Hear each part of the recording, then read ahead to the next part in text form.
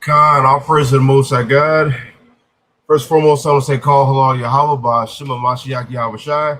So all praise to the Most High God, in the name of the only begotten Son of the world, ignorantly called Jesus Christ, man. And his chief apostle, Yahweh of the Masada, right? And like the last few days really been kind of getting to me, bro. Like looking at, like, everybody knows what's going on. Like, you look at the title, you look at what's on the screen. Black people in America should really realize that if this ain't your nigga wake up call, I don't know what will be, right? What's happening in Texas, and it's par for the course for Texas, right? Also, let me get my shalams in the chat too. I need my brothers and sisters. What's up? Oh shoot, look at it. Deacon Don Waller, man. Say what's up to the chat. Yo, shalom, mic check. You can hear me? John, you good? Shalom. Con.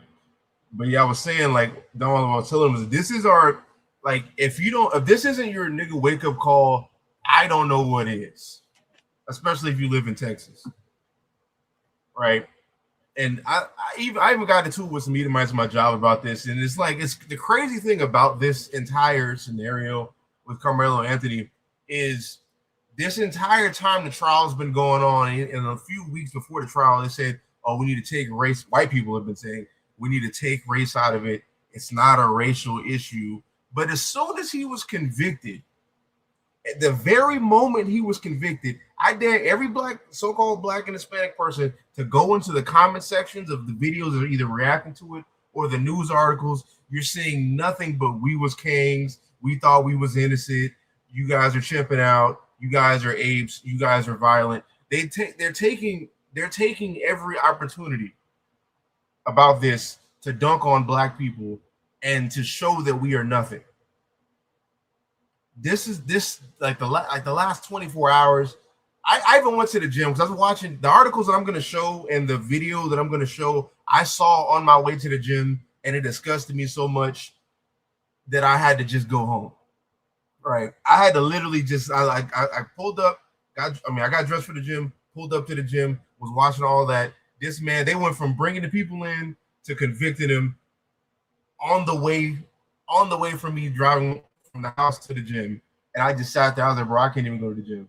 And then start looking at the comment section of white people just piling it on about black people this, black people that, while this whole time saying it's not a racial thing. Like, these people, they're gonna know the Lord, right? And how do you know the Lord? Through judgment. We had to know the Lord through judgment, and we have to deal with that specific judgment on us by having the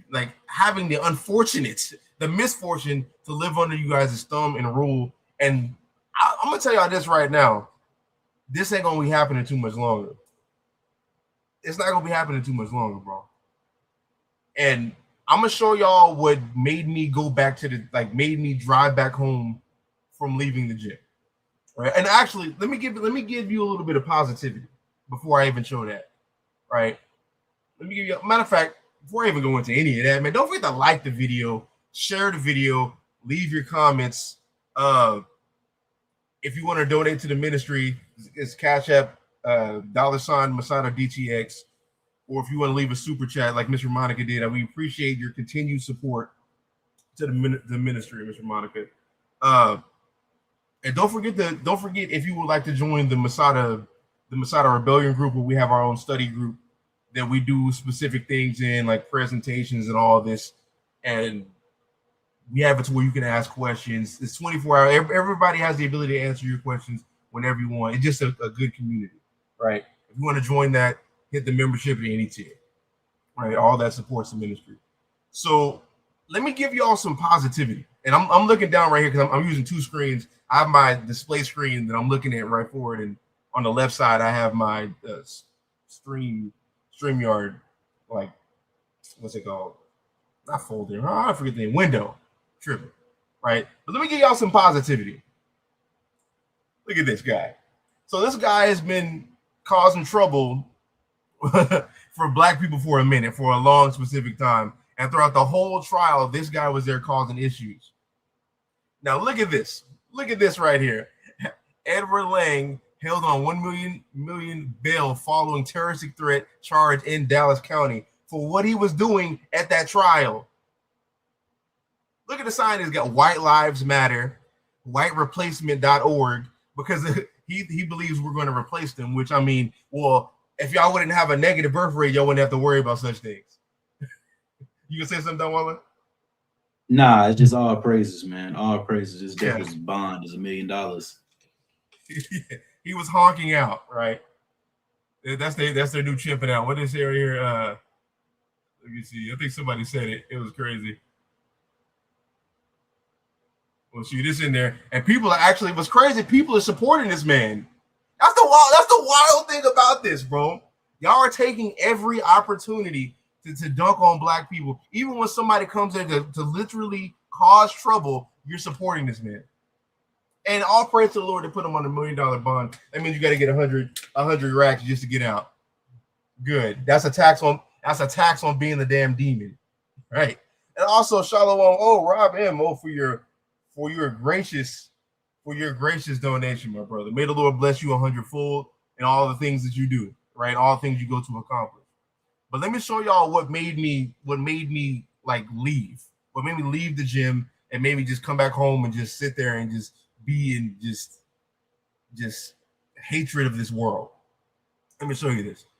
I'm gonna show you the first minute of this right here, and then I'm gonna show some other clips. So look at this. When they gave Karmelo the verdict, he broke down and cried. He broke down and he cried. How do you know that? He broke down. She was in there with him.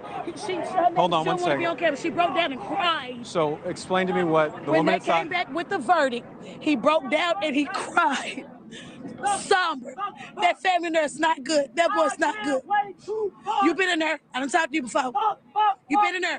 That boy smiled. That boy broke down and cried. They done fucked up the rest of this boy's life. When you're out here and you see all these people, you've been here every day, I know. When you hear that verdict read, I saw you break down to the ground. What's going through your heart? What's going through your head right now? Why do we have to care anymore? Why are we even here? To be honest, why are we here? What are we here for?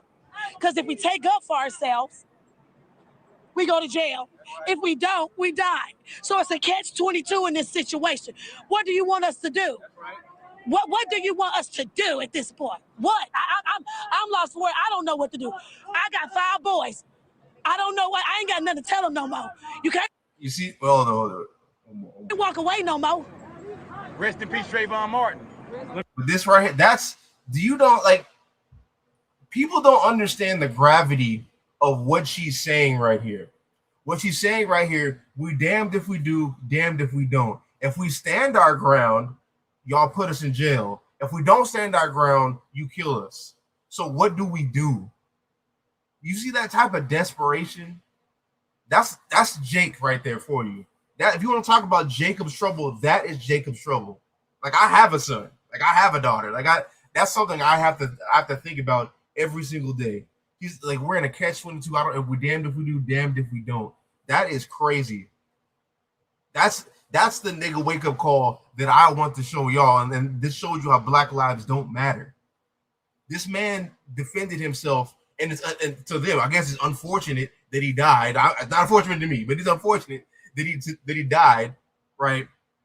But if you just leave Black people alone, you don't have to worry about it. Y'all just have to be the person in the movie who wants to go in that haunted house to see if it's haunted. You have to be the one to come and just test boundaries, and specifically Blacks and Hispanics boundaries. And look what happened. You died. And they orchestrated this whole this court case. Everything evolved around it. The white jewelry, the fact that they didn't take, a lot of them didn't take, there's reports literally that they didn't take notes. They sat there, heard it. Some people weren't even listening. They went in and deliberated for 2.5 hours and came out and sentenced this man for first-degree murder. First-degree murder is a premeditated murder. You set up a plan, right, enacted a plan, and then executed somebody. That's not what happened. that's the thing that's crazy. Like we're supposed to believe that we're supposed to trust the justice, like what's been taught to us our whole life. We need to vote ourselves out of problems. We need to trust the justice system to it's never helped us at all. We need to trust the justice system that it will work in our favor, and we need to trust this nation as a whole. Damn that, bro. Damn that. Because this is what happens when we do. We have to have our mothers, our aunts, our grandmothers crying on the internet because they realize the desperation in the state we're in right now. We damned if we do, damned if we don't. And I understood that right when she said that. I seen this live. This is a clip from as soon as they gave the guilty verdict, they went straight to this. I seen this live, and I was like, damn, bro, I can't work out. I can't do nothing, bro. I want to go home and just try to get this out of my mind. I can't, because I know the type of prison we live in. This is the type of prison we live in. We damned if we do, damned if we don't. That is crazy. So secondly, anybody, if you go, you can do this right now. You can probably go to this YouTube channel. What is this? News Nation. You can go to News Nation, look in the comment section, go to the live where this specific part is happening. People are laughing at her. White people are laughing at her, saying he got what he deserved. Saying he should be in jail. All you apes should be locked up. We wanted the death penalties. That's what they said. I find that very funny because when Amber Geiger went and shot both of Jim John, y'all weren't talking about the death penalty then. Y'all were talking about, oh, she made an honest mistake. Fox News saying she made an honest mistake. But when we fight back, now y'all want the death penalty. You had white people in this same comment section literally say, I wish he was older. I wanted him that. Well, I'm gonna paraphrase it, saying they wish he was older so we can get the capital punishment, basically where the death penalty was on the table. Like these are the people y'all want to say. Go ahead. No, just wow, bro. Just wow. And like, I think I know what you're about to say. And these are the people who some of our brothers want to receive salvation with us. This is insane. It's insane. Because here's the thing: if these people get salvation with us, the exact same things that are happening right now in this country is going to happen in the kingdom. Like these people aren't going to change, bro. And then what's the guy? What's his name? The cow guy. If you remember, what, Rittenhouse? Oh, I'm gonna get there. I already got that. I got it all teed up. Yeah, like you look at him.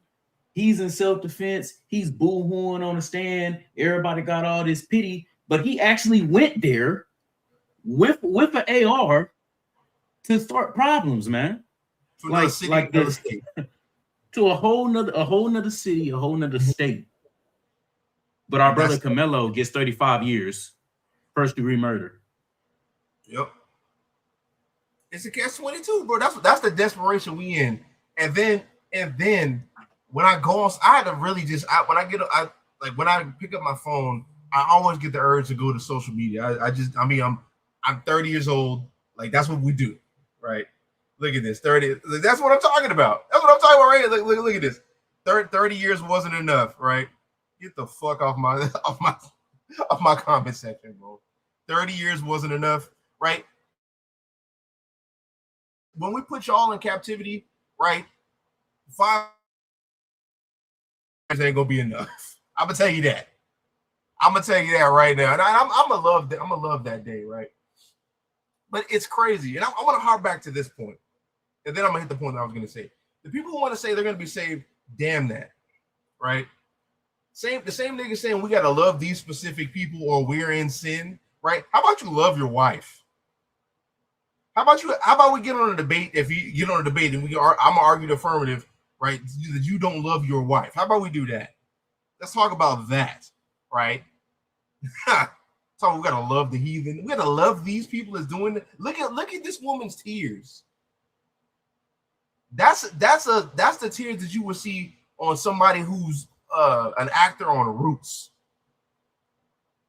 That's the tears you would see from a slave woman, a bond servant woman, realizing that there is no hope for us. That's what that is, bro. Damn all of that. And then I'm gonna go back to my original point that I was gonna make before the devil had to just make his appearance. You know, that's what they do, right? we see these white commentators all unify and play this specific clip, which is crazy. They play this specific clip and they say, well, what you should tell them is you shouldn't murder anybody. But here's the thing. Why don't y'all tell y'all kids that? When in America's history did you ever tell your kids to do that? Because I can't tell. I cannot tell. Y'all used to have your kids on postcards with a slave in like being hung in the background. Like experiments, you have what they did during the Black Codes, what they had.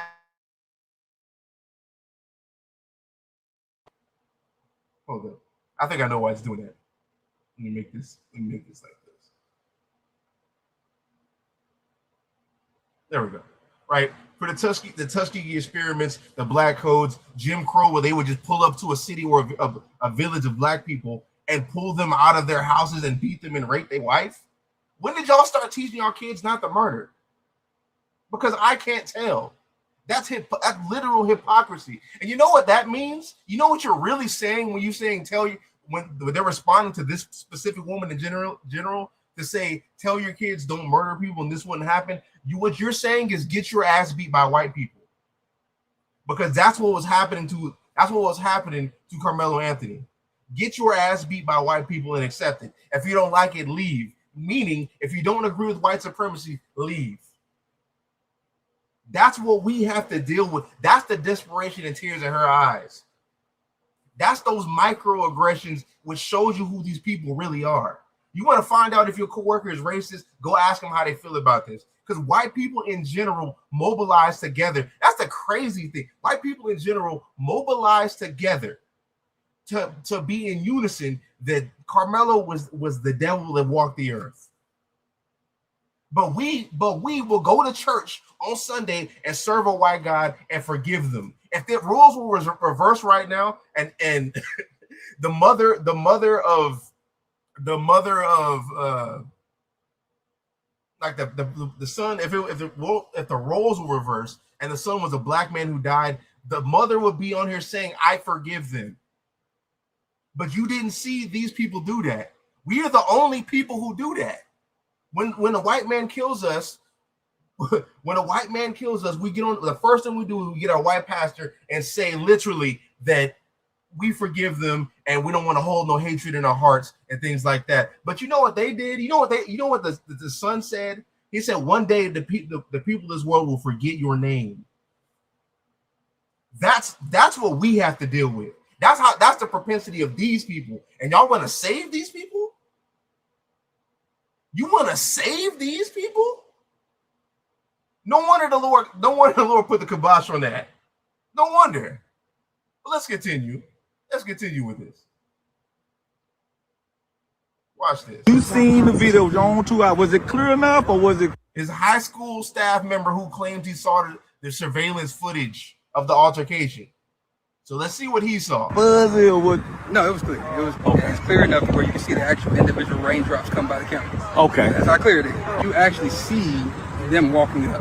You see that Karmelo is already up under there. He's under there minding his business. Dodging the rain, or? Yeah, it was still raining. You know, right. I'm from Little Island. So that day we were under a tornado watch. Right. We were under thunderstorm warning, and we know we had already had some light rain then, and it started raining again. Then it was over with for the day. Okay. So that's kind of what happened on that day. But they were at a rain delay already. And so during that time when that happened, the twins, their two buddies, and a few other kids, because there was a few kids involved with them, they were all coming from the direction of the middle school, coming walking back up. Right. On the video, you can see those four that actually was involved, and maybe about 3 or 4 others that was with them, skipping up, trying to catch up behind.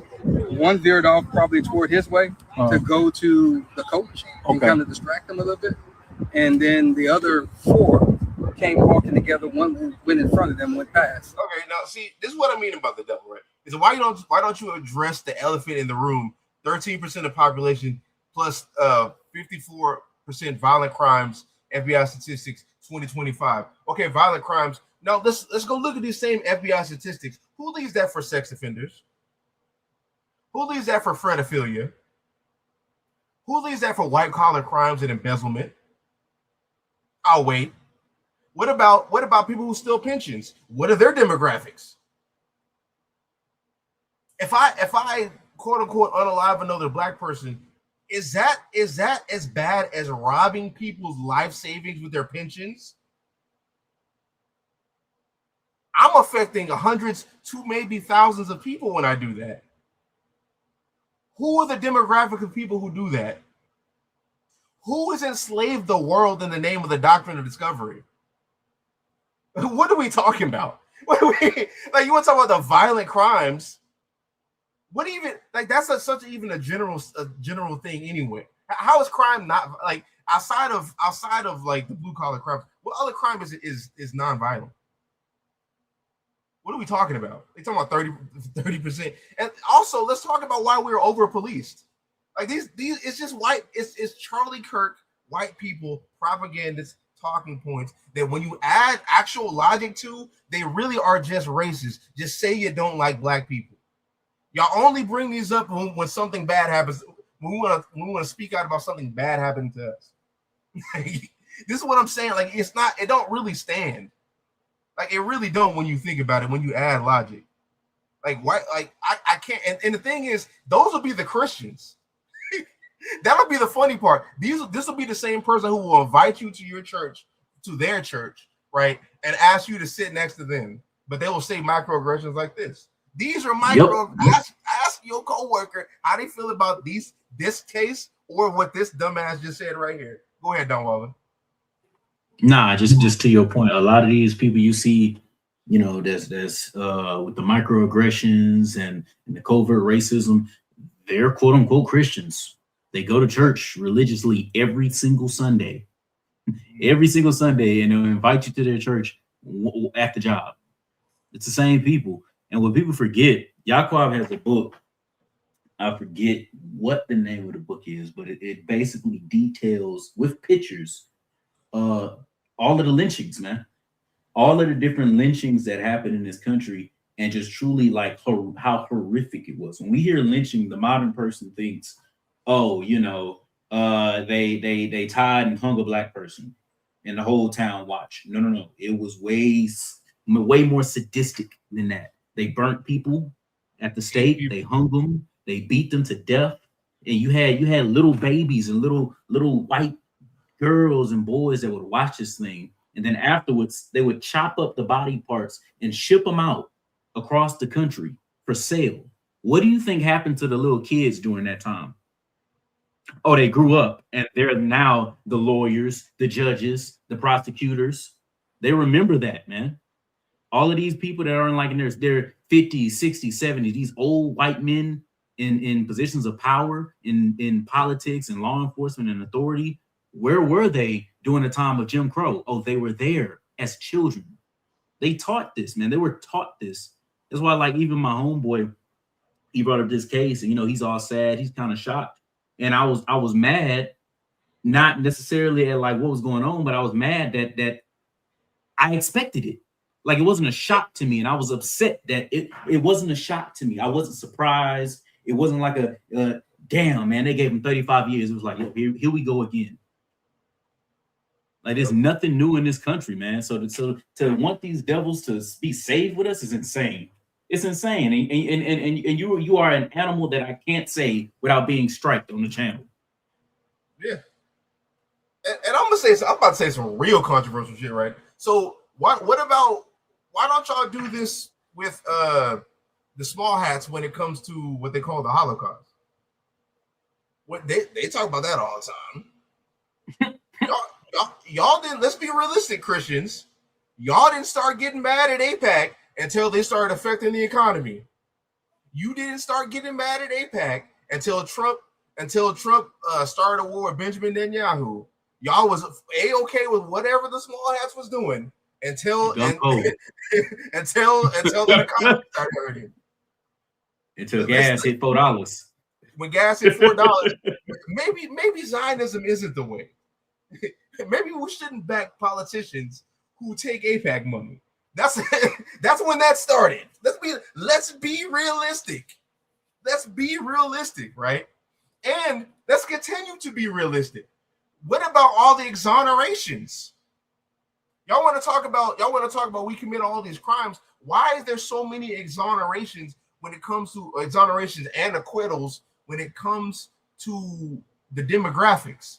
When you look at specific demographics, one nationality has more acquittals and more exonerations than the other. Why is that?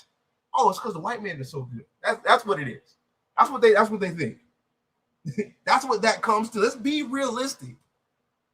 It's real easy to throw out arbitrary. Like, there's a reason. Like, what kills me is, I'm gonna say this one last thing. We're gonna go to this, right? It kills me that everybody wants to. All these white Christians and black people who's been bamboozled want to be Charlie Kirk. They say, I am Charlie Kirk, right? Why would you follow somebody who died like they lived, talking out the side of their neck, right? And what do I mean by that? What do I mean by that? This man parakeeted, and you know what? I'm gonna make a video about Charlie, right? Hold on real fast, everybody, real fast. Let me ask Charlie how he feels about that. Charlie, what do you think? Oh, do it. All right, okay, cool. I had to go check with Charlie and see if he was okay with that. I had to go put my ear to hell so I can see if he see if he was okay with it. I need to know. Right, I'm gonna do that because a lot of these, and I want to do the ones where he actually talks about the Bible, because this man will lie on the Bible. This man lies on government related things. That man was an outright liar. Lied, past tense. And you like him? He lied. Past tense. Past right? tense. My bad, Charlie. He wanted to make sure I put him in the correct tense, past tense, right? So that man was a liar. And I'm gonna do a video about Charlie, bro. Let's be honest. Why do you want to follow him? Y'all don't even have the balls to even do what he did anyway. Let's be honest. You seen the video on 2 hours. Was it clear enough or was it fuzzy or what? No, it was clear. It was clear enough where you can see the actual individual raindrops come by the cameras. Okay. That's how clear it is. You actually see them walking up. You see that Karmelo is already up under there. He's under there minding his business. Dodging the rain, or yeah, it was still raining. You know, right. I'm from Louisville, so that day we were under a tornado watch. Right. And we were under thunderstorm warning, and we know we had already had some light rain then, and it started raining again. Then it was over with for the day. Okay. So that's kind of what happened on that day. But they were at a rain delay already, and so during that time when that happened, the twins, their two buddies, and a few other kids, because there was a few kids involved with them. They were all coming from the direction of the middle school, right, coming walking back up. Right. On the video, you can see those four that actually was involved, and maybe about 3 or 4 others that was with them, skipping up, trying to catch up behind. One veered off probably toward his way to go to the coach and kind of distract him a little bit. And then the other 4 came walking together. One went in front of them, went past. Right. The other 4 went and they surrounded Karmelo. You know, if you're Karmelo, and they showed it on that video. It's on the video. Okay, come on. You can see them walk. I'm gonna say little stuff. I'll put it this way. Okay. They actually tell you when you're watching the video, pay attention to this corner right here, because if you look anywhere else, you might miss different things. Okay. So watch those 4. Here they're 4 right there coming up. And just real fast, right? Just real fast. Y'all got to really think. The video he's talking about of the incident, why haven't they released that yet? I just want to know. Like, there's 2 videos I'm really waiting on. The one he's talking about that everybody's seen in the court, and the other one, because when it actually happened, people were recording the incident on their phones, but somebody, I forgot if it was the brother or if somebody else, told them to delete that. That's the reports I've been hearing. When I want to see that video, and we're going to run all the people who have something to say, I want to run that back. I can't wait for that. But just think about this. Why haven't they showed the public this video? Oh, I know, because we would all see with our eyes plainly who was the aggressor and why did this happen. And then what? And then Caucasian people are gonna have to rationalize their head that a man that's getting jumped by multiple people, why he reacted a certain type of way. And if they're then okay with the ruling after that, we know exactly who they are and how they feel. No, right. That's exactly what they say. Okay. And so you have no way to be confused that it's those 4. Okay. So they come up, they surround them, and it's immediate moment of not even a few seconds of pause, then that's when they jump. And So they actually did jump him. Yeah, it wasn't just no touch. It wasn't just all that moment. Yeah, it was a push. It was all kind of things. But Austin pushed, Hunter hit, and then everybody swung. But at the same time, So it's more than the twins that got some licks on. Four. So you man's get jumped by 4 people, bro. In Texas, you can defend yourself off of that. You can defend yourself for less than that in Texas. but we're not gonna talk about that. Apparently that's not good enough in the court. But you know why it's not? It's because the all-white jury, they don't give a damn. You was guilty before you got there. But we're supposed to trust this system. It showed that in the video. Yes, in the video. So again, you got Hunter and Austin standing in the middle. Okay. And you have the light bright boy here, and you have the darker boy here. Okay. I think that's what I remember. So I have to go back and think about it. But that's where they were. One was going up and down while they were talking, and kind of pushing or whatever he was doing. Austin and Hunter was in front. So where they're talking about grabbing bags, Hunter actually said that I grabbed his bag. Right. And then later on, he said that Austin threw the bag. Okay. Jeff also said the same thing. And so that's them both antagonizing. And we know under Texas law, I just have the fear that you're about to do something to me and you can get up out of here. Yeah, so you don't have to touch me. But at that point, he still stood there and stopped there.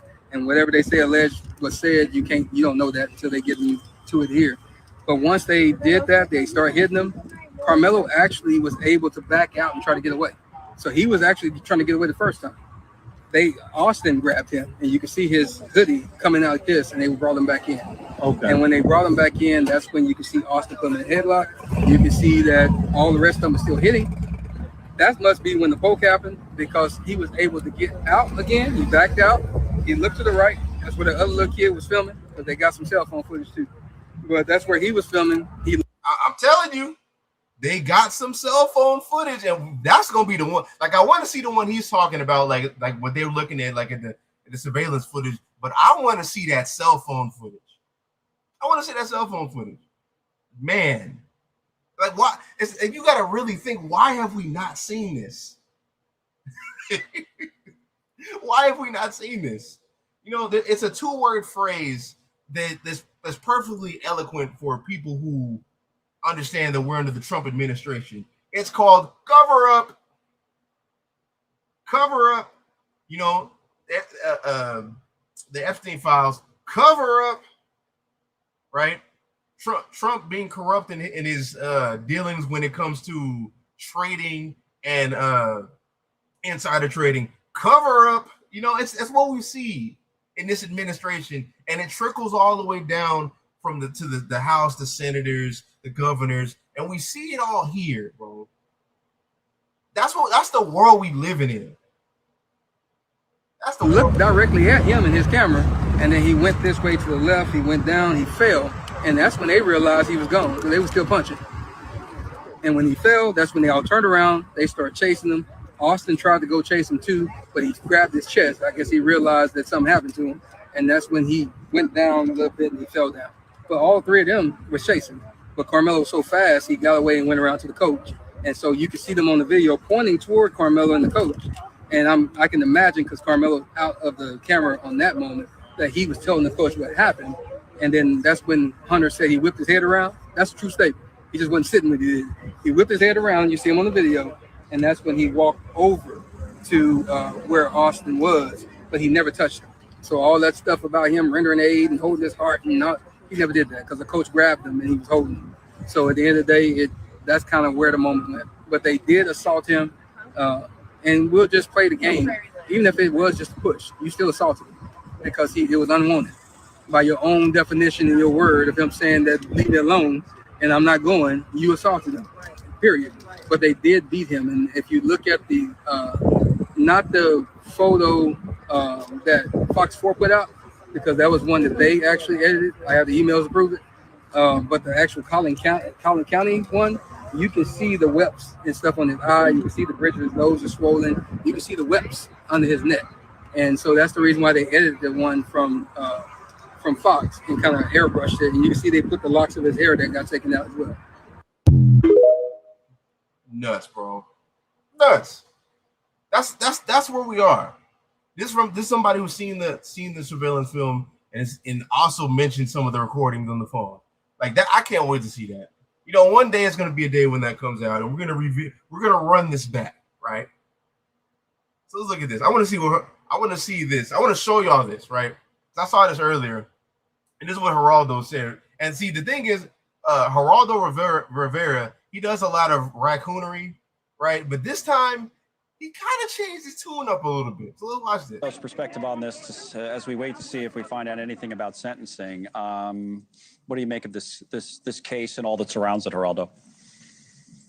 It's a tragedy, Connell. It's awful. You know, some say justice has been rendered or shortly will be with the sentencing. Others that these are two kids, and now you sentence a 17-year-old to life in prison. You know, is that justice?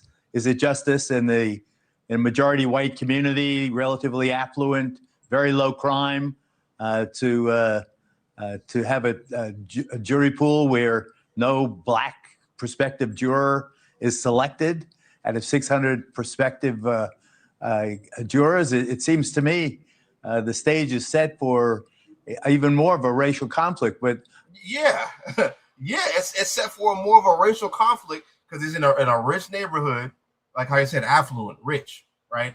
Rich neighborhood. They struck down. They said they didn't have any black jurors on there, and the reason why they didn't is because they struck them down, right? And we're gonna get to that right after this, right? They set this up. This was the latest one I'm going to show after. They said this is a slaughterhouse. This is a slaughterhouse for black and Hispanic people. They set this up. He's questioning, is this really even justice? And this is coming from somebody who does a lot of raccoonery. Like Geraldo does a lot of raccoonery, right? But this is one of them times where he had to be like, okay, well, I don't even know about this one. Jurors, it seems to me the stage is set for even more of a racial conflict. But I come back to the waste. This is a football game arguing or who's under a tent and who's not in a tent, and getting a 3.5 track meet, a 3.5-inch knife out of your bag. Why are kids in the low crime communities carrying 3.5-inch knives? You know, that doesn't make much sense either. It's awful. I feel terrible for all the families involved. Keep our hearts and minds with them. But I think that I don't know who represented this kid. I don't know who made the decision not to put him on the witness stand to tell the story.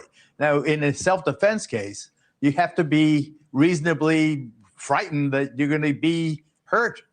How do you project to a jury that you were reasonably frightened, that you were intimidated, without you sitting on the witness stand swearing under oath and telling your story? I don't appreciate.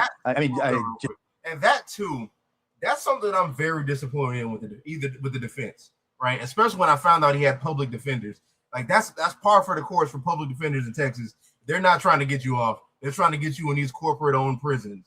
That's what they're trying to do, right? And they accomplished their goal today, yesterday, right? But in a self-defense case, you need to be on there telling your story and persuading the jury why you feared for your life. But they didn't put him and call him as a witness. Like that right there, there's so many things, so many aspects around this case to where, like, I see why the judge didn't allow cameras and things in, because if you actually got to look at this and like litigate litigate the litigation, right? You would understand and come to the conclusion this was an inside job. Boy, was this an inside job. Like at this point, me looking at the way the defense did this case as well, I think they're on the payroll, because that's critical.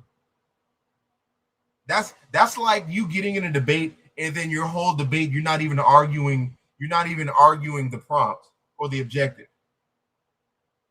Like that's crazy in itself.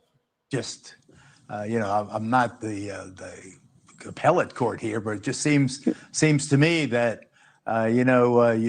he would have been his own best witness, right? Especially since his story didn't change, Geraldo. Suppose we had that reported earlier in our conversation that from the very moment he was interviewed by the police, This kid said, when that someone was killed, and he said, well, I was defending myself. That was always his story. Now, the jury did not buy it and said he was guilty of murder, but it was always his story. Your point is you'd like to hear him tell it. What could, who are, of course they're not going to buy it. They're all white jurors, and he was already guilty before he got there. Of course they're not going to buy it. He said that like that was a point of that. You made some kind of substantial point right there. Of course they're not going to buy it. So why didn't the defense cross-examine Hunter? Exactly. That's what I'm saying. Like everything about what we've seen is everything about this was just an inside setup job, and it's crazy, bro. That's the desperate situation we in. This is what happened when we defend ourselves. Oh, you got to go pay. This is why these people are the accuser of the brethren. They accuse us before the Lord every day. That's them. Because even when you look at that in Revelation, I'm going to get that later, Revelation 12, where it talks about the accuser of the brethren. When you look at that in the Greek, that means somebody who accuses like the prosecutor, a prosecutor in the court case. That is definitely these people. Let's be honest. That's why the accuser of our brethren has to be cast down and cast out. Obviously, he's the best witness to his side of the story. Of course, they say the lawyer who puts his client on the witness stand has a fool for a client.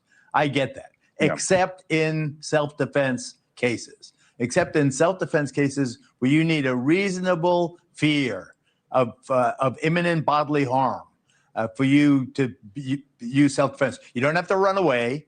You don't have to, hide behind an authority figure. You can stand your ground and use deadly force when you think deadly force is imminently going to be used against you. But it seems to me that I worry about the representation. But that too, because they said like he wasn't, because what I heard, I've seen some reports say with the jurors why they didn't buy the self-defense thing is because they said you can't meet a push with a blade or a knife. But the issue is, number one, it was at least four people jumping him. Like at some point, there's gonna have to be some sort of equalizer. That has to be equal. Like I have to have something to stop four people from jumping me. One person alone can kill somebody by beating them. But four people can definitely make sure that job is done.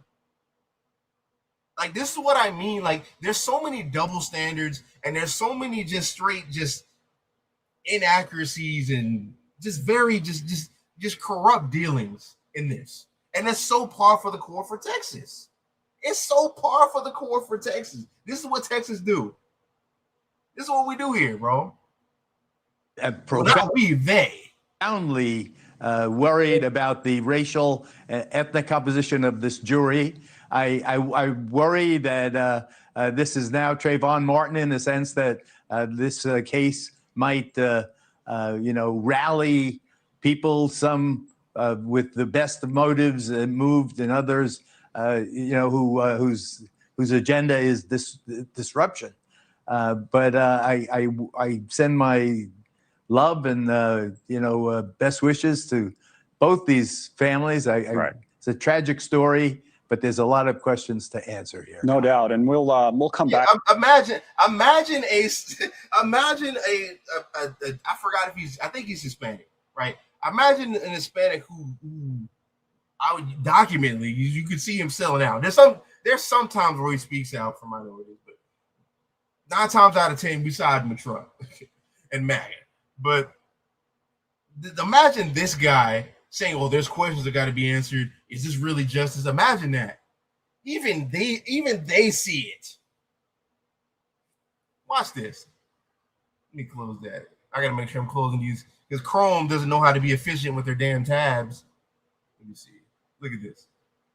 Watch this. And also, right, she's gonna do a lot of cursing right here, but she's really about to go into something. As a former prosecutor, let her talk. This was a legal lynching that happened in here today. Exactly what happened. We can't hear you. I said, as a former prosecutor, this was a legal lynching that happened in this slaughterhouse. This is a slaughterhouse. This is not a courthouse. He had no chance. This courthouse is designed when you would come here and you look like us to slaughter you. Absolutely. That judge intentionally sealed us from being able to have a legal right to see what the fuck was going on in this case for a motherfucking reason. Because he know when we have access, we don't play about our people. So how do he silence us? He closed the fucking case so we can't see what the fuck is going on. Also the reason he shut down black media from coming, he only had these white motherfuckers up in that courthouse. Yep. That's why Fox News had when you go look at Fox News, all this whole week, Fox News been having direct access the whole time, but other cameras can't go in there. Why is that? You know why? Because Fox News is state regime media. That's why. Fox News is state regime media. Whatever Trump says, whatever BS he says, whatever MAGA says, whatever white nationalism says, that's what Fox News is parakeeting on the internet and on the TV. So that they can tell the wrong fucking story about Karmelo Anthony. And they can tell the white story about the domestic terror, because that's what they were. Mm-hmm. Those twins are domestic racist terrorists. Make no motherfucking mistake. That judge fucked him. That prosecutor fucked him.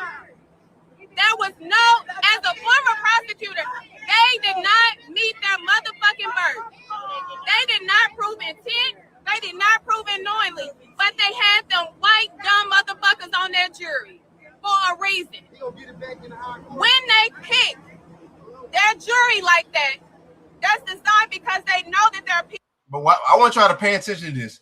She's about to explain why black people wasn't on that jury. Watch this. People are not smart as us. We can read through the bullshit. They follow their bullshit and believe what they say. So when we are out here discrediting ourselves, it's giving them an advantage. They know how to divide us, and that's through the court system. And they silenced us from the court system. They silenced us from having access. Had these people out here like a fucking Hunger Games to have access to a trial that set Karmelo up to have an unfair advantage. When you see that motherfucking prosecutor, ask him, why do he have a settlement with the civil case for harassing 7 white women at this fucking office? And they still employ his dog ass. If it a settlement. Why does the prosecutor have a settlement? Yikes. That's why they don't want us in there. That's Wow. Man. Wow, bro. Wow. Go ahead. Wow, she ain't done. She ain't done. was a black person, they would be fired. Ask the DA how he was on that motherfucking case and he still got a fucking job. That's because they vote for each other. So we gotta take our power back. Elections are coming. That's right. That's right. We gonna tell they and that's where you messed up. See, that's what I mean, man. Like that we're not about to vote ourselves out of our problems. We have what we need to do first and foremost is stop worshiping a white man's God. This guy's God. We have to stop worshiping this man's God. We have to stop doing that, right? That's our problem, right? It's as wrong as wrong, no matter who does it. Anyone trying to justify evil is guilty too. Great. So why are y'all doing that? Why do y'all continue to do that? Continuously do that all the time, right? That's the thing. And I'm gonna get your Christian ass up out of here, because that's what I mean. When it comes down time to squash black people's opinions about their oppression, here they come. No, it's not either not that bad. Well, all lives matter. This is stuff like that. But these are the Christians. Y'all, this is why we have to stop worshiping their God. Because their God is going to tell them black people are supposed to be right where they at. Us begging for them to stop beating our ass every day and throwing us in jail, right? Is is where their God wants us to be. But we will pack that same church, hold their hand, and cry with them while they go home to having both of their kids in the house. None of them ever going to jail. All of them being affluent and not going through near the amount of things blacks and Hispanics go through. That's why we first and foremost got to stop worshiping that God. Secondly, we got to come out of America's mentality. What's that? Democracy. Democracy has never been in favor for black people. Let's be honest. Democracy has always been like everybody will talk about one person, one vote. You can change the way the rulership goes here. Democracy has always been paid for and bought. Here recently, AIPAC, but now y'all want to be upset about AIPAC. But I said that earlier, right? The same thing happened in Rome. But I'm supposed to think, oh, the dictatorships and the communism and all these other things. Well, all the places America wants to make fun of. Let's talk about Canada. They all have health care. Y'all want to laugh at Canada's health care, but America, and in America, we have to pay premiums with a job, maybe $600 a month. What? That's better. That's better. That's like laughing at somebody with a PS5 while you got a goddamn PS1 at the house. Like come on, bro. I can't stand America and what it like. It's just like it's not even the Americans. It's just like the things that we do and the things that our people do and the things that they do. They're all under the same brainwashing Rome did. Rome said these same talking points. This is the greatest place on earth. All roads lead to Rome. The same MAGA talking points is the same thing they said in Rome. Like, it's crazy. When are we gonna look at history and read a book, bro? When we gonna do that? We're gonna start paying attention to the world around us. That's what we want. Or you gonna get the fuck out. The fuck out. We gotta show up for jury service. We gotta show up and participate. Stop trying to get the fuck off of a jury because that's how they slaughter us. But this particular jury, they took 3 black women off of here because they were teachers. That's a violation. And they know it. That judge was in there feeding the state objections because they were too dumb to know what the fuck to object to. I ain't never seen no judge do no shit like that. He got too much fucking experience, over 40 years as a fucking prosecutor, and you don't know how to fucking object? And you got this judge up there helping you on such a big case? This is his life. Gonna retire too. That bitch got that money. This was his life. He needed this high profile case. This is judge last year. They know how he doing. They know. We just came from South Carolina where they hunted that baby down and got off. They tried to hunt him down and he protected himself so he could get home safe, and they convicted him.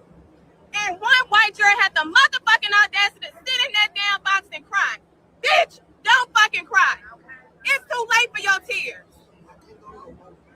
Your tears was needed when you was back there deciding within 30 fucking minutes of his life. He gave that child 35 years. It's the reason they did not call Hunter to testify, because he was problematic. He has been terrorizing that school, terrorizing students from other schools, and if they put him on that stand, it was going to come out.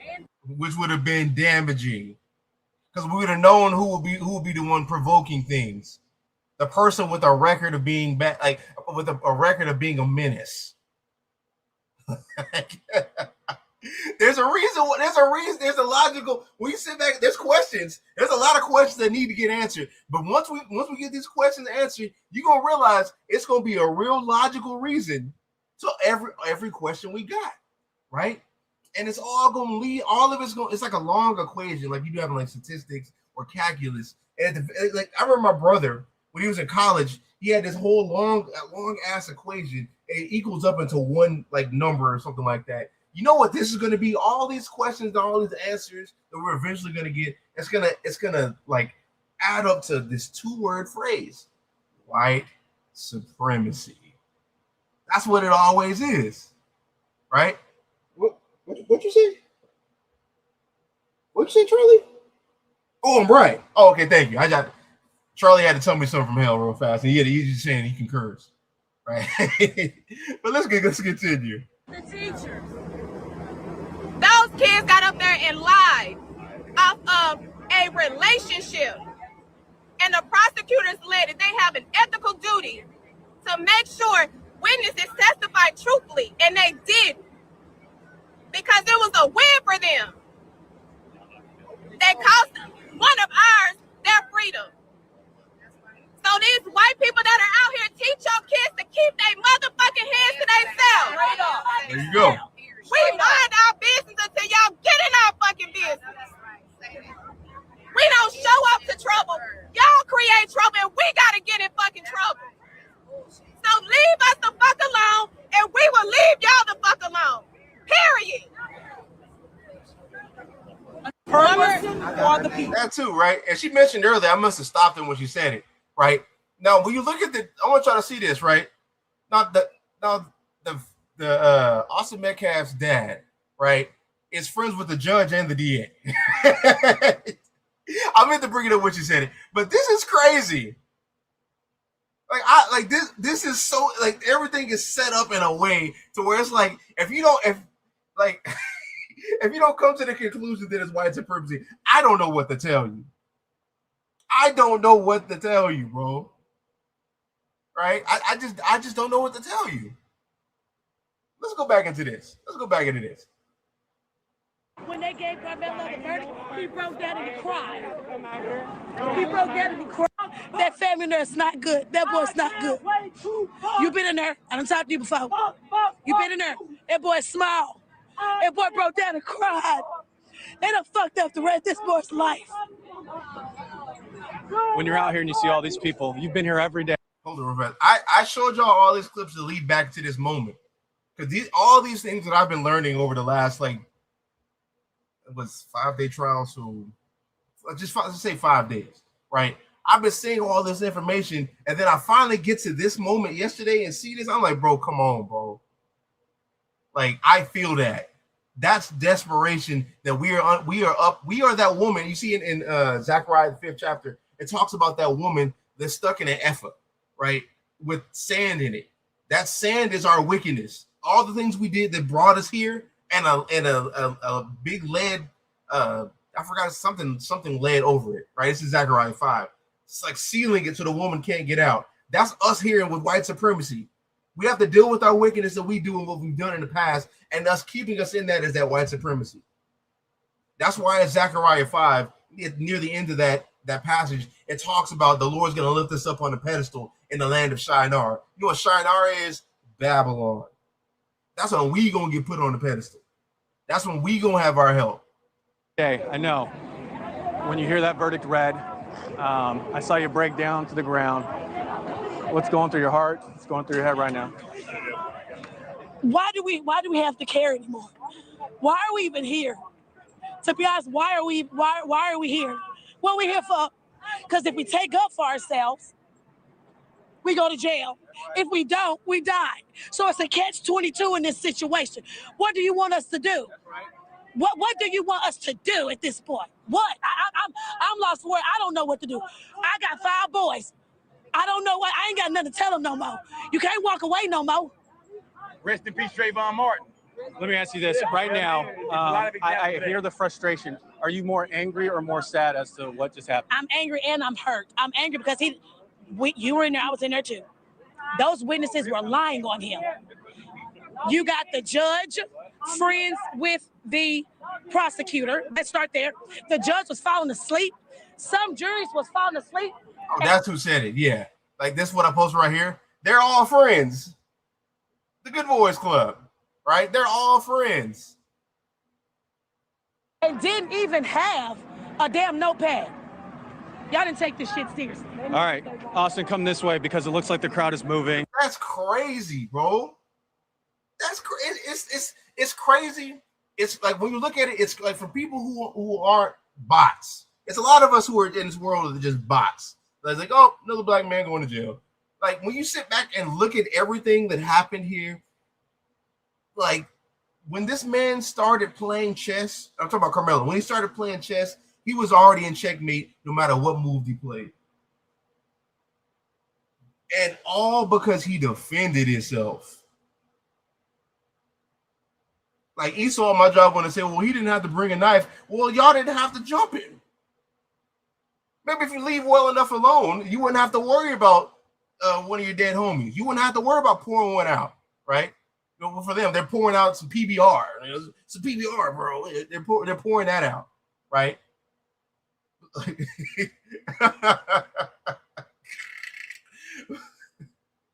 Pouring out your damn PBR and some crystal meth. That's what you're pouring out for your dead homie, right? You wouldn't have to worry about that if you leave well enough alone. And that's just something y'all cannot do, because Habakkuk 2 talks about hell follows the Chaldeans. Who are the Chaldeans, the chief people of Babylon? Hell follows them wherever they go. That's the same thing with you Edomites. The same exact thing. That's why the Bible calls y'all the daughter of Edom, right? And what's crazy, let's go to that real fast. Don't want to watch this, right? So remember I talked about earlier, these Edomites have been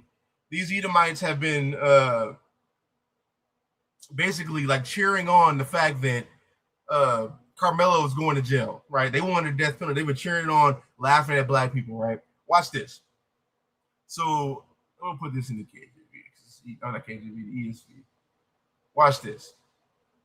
So Psalms 137:7. Remember, O Lord, against the Edomites on the day of Jerusalem, how they said, let it be bare down to its foundations. So when Babylon came and took us over, they were cheering it on. They were on the sideline, just like how when they blew up Black Wall Street, right? They were cheering that on. They were doing that same thing to us when Babylon came and took us. The same exact thing. But these people get salvation. There's one of them and they say, oh, you guys are the Israelites, so everything his people is done is now excused. That same dumbass was in that crowd of Edomites cheering on our destruction. I ain't never seen white people in unison like this since Trump got elected. That's crazy, bro. Y'all are the same people. That's why it says, oh, daughter of Babylon, doomed to be destroyed. Blessed shall he be who repays you with what you have done to us. Blessed shall he be when he takes your little ones and dashes them against the rock, right? Because that's what happened to us. So it's going to be a good day when the roles are reversed. Thus saith the Lord. This isn't Yachty making that up. This is what the Bible says. But I know this is one of the Psalms that y'all have in y'all's little ass Bibles y'all hand people, right? These are one of them Psalms that don't exist in there. Because all they put is one or two Gospels.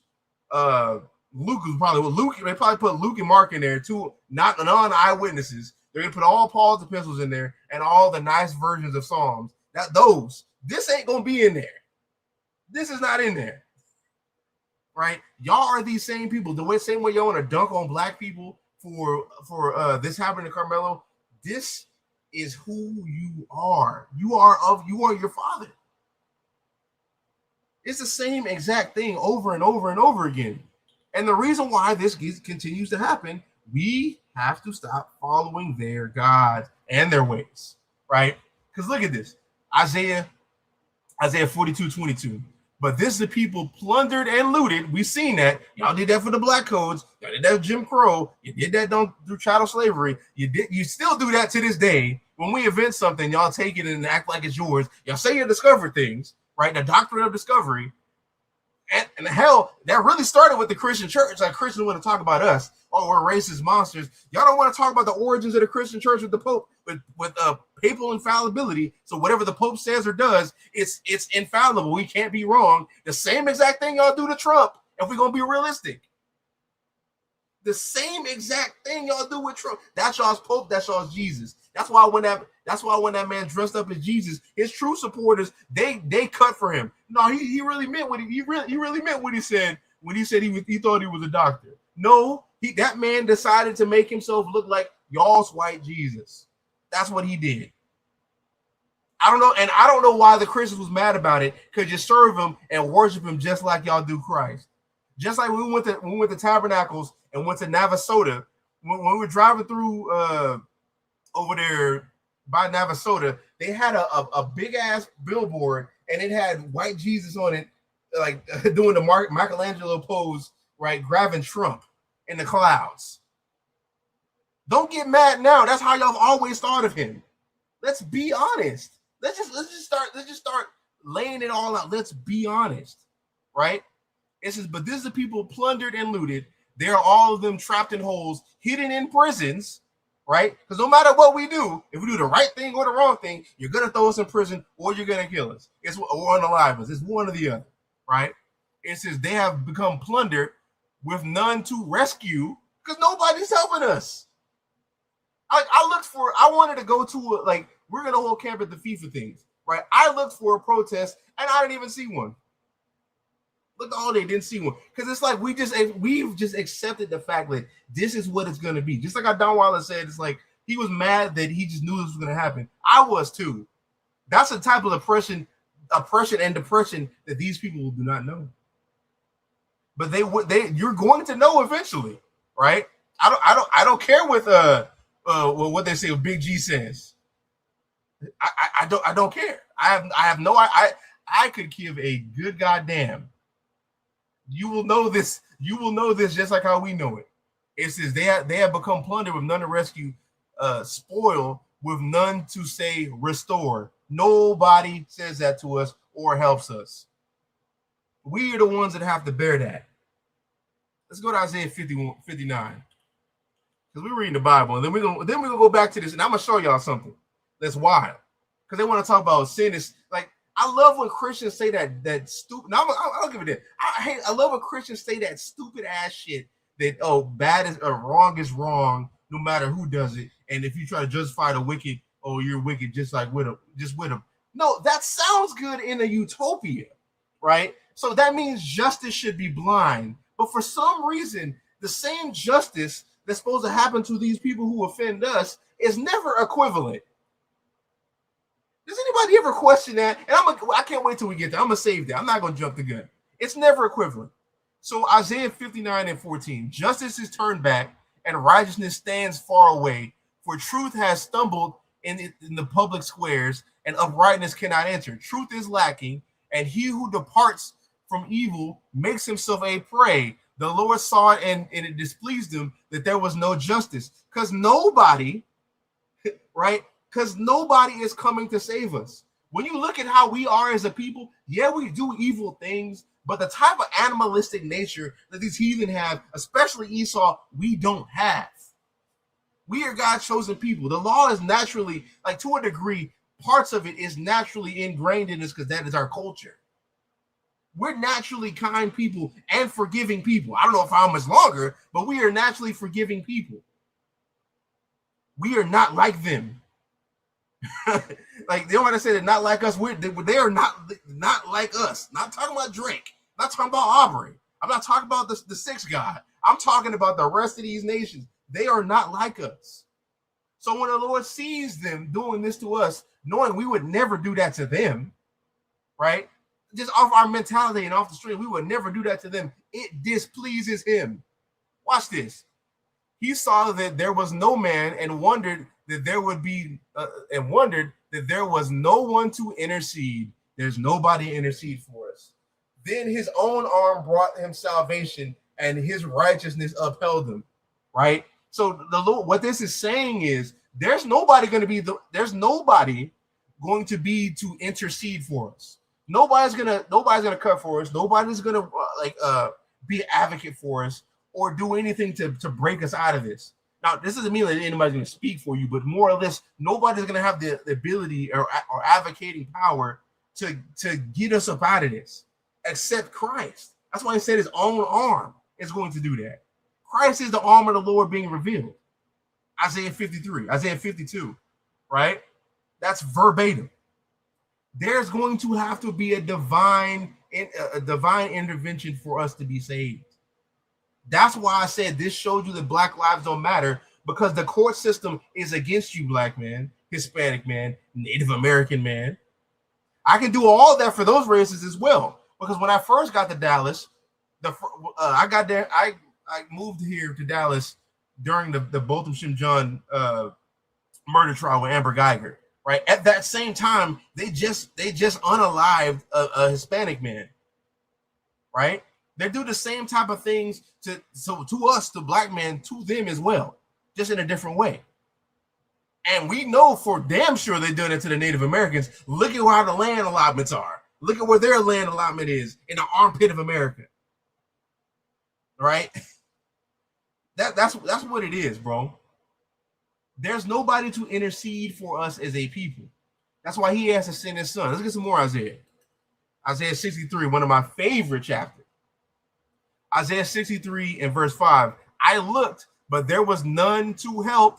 I was appalled, but there was none to uphold. My own arm brought me salvation, and my wrath upheld me. Right? So don't, and we're gonna do a three-sided cut with this. So this is talking about when the Lord is going to come and bring one of his multiple versions of salvation. Some dummies on the internet, right, will say, no, let me out the G's. We'll say there's one salvation. That's not true.